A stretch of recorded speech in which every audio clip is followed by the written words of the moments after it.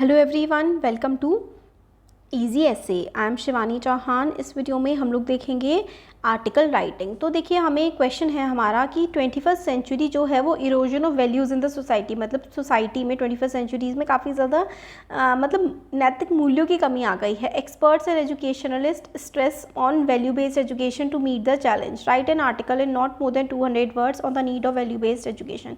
Value based education क्या होती है उसके बारे में आपको आर्टिकल लिखना है, तो वो देखते हैं।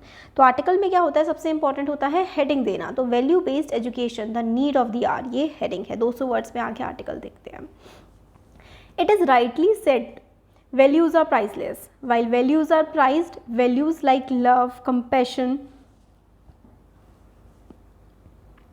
sympathy, empathy, tolerance, etc. lay the foundation for values like honesty, discipline, punctuality and loyalty.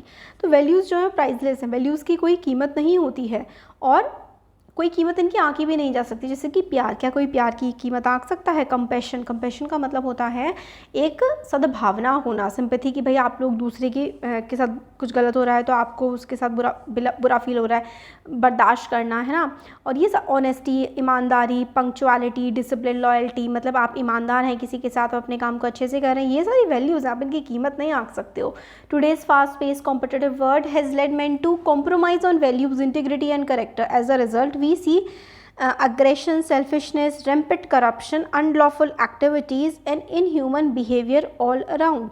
तो जैसे कि जैसे इन सब मॉरल वैल्यूज़ का हनन होता जा रहा है, लॉस होता जा रहा है, हम लोग देखते हैं इस दुनिया में हर तरफ लोग कंपटीशन, एक दूसरे से बस लड़ने झगड़ने में लगे हुए हैं। लोगों के मन की इंटीग्रिटी मतलब होती ना कि भाई हम लोगों के वैल्यूज़ के खिलाफ है, कुछ नहीं, सब लोग सेल्फिश हो गए हैं, बहुत ज़्यादा करप्शन हो गया है और इनह्यूमन लोग एक दूसरे के साथ बुरा व्यवहार कर रहे हैं। There is an urgent need to introduce value based education dealing specifically with human values to redesign the fabric of our society. Childhood is the right time and age to impart value education so that right impression formed in the child's mind guide him throughout his life. तो इसमें देखिए starting में हमें value क्या होती है वो बताया है, फिर वैल्यू बेस्ड एजुकेशन की क्या ज़रूरत है, क्योंकि देखिए अगर सोसाइटी में सब लोग बुरे ही हो जाएंगे तो इंसानियत कहाँ रहेगी।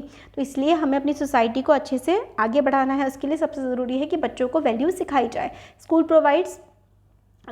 Provide interactive and learning environment where the human values can be easily introduced a child by making his or experience and live the values. तो बच्चों को सिखाएं और उनको बिल्कुल पूरी किस तरीके से जीना है, किस तरीके से अच्छी आदतें डालनी है, वो सब कुछ पढ़ाया जाए, सिखाया जाए। This can be done through workshop, seminar, camps and open forum since values are caught and not just taught. So the onus lies on elders to ensure that the preserve and promote virtues. So responsibility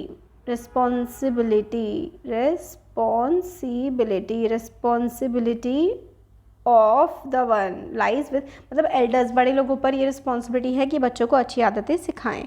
The need of the hour is to integrate value-based education in our curriculum.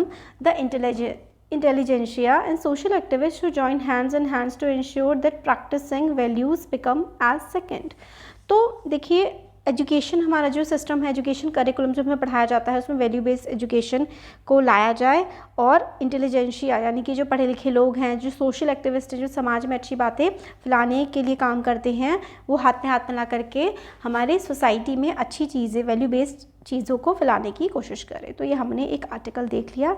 इस तरीके से article लिखा जाता है। Basically simple article है ये। इसमें क्या है ना, आपको सबसे पहले आर्टिकल में हेडिंग डालना होता है, फिर उसके बारे में ही पूरा का पूरा लिख देना होता है। अच्छा लगा है तो सब्सक्राइब करिए। Thank you.